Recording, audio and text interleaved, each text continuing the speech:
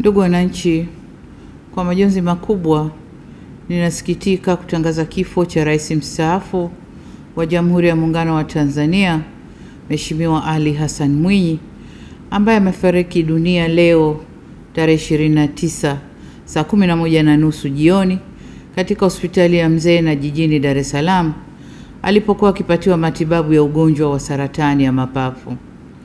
Hayati Mzee Ali Hassan Mwinyi amekuwa akipatiwa matibabu tangu Novemba mwaka jana huko London nchini Uingereza, na baadaye kurejea nchini ambapo aliendelea na matibabu katika hospitali ya Mzena hadi leo mauti ulipomfika.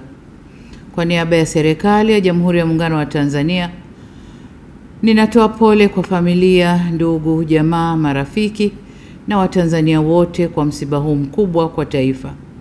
Aidha, ninatangaza siku 7 za maombolezo ambapo bendera zitapepea nusu mlingoti kuanzia kesho.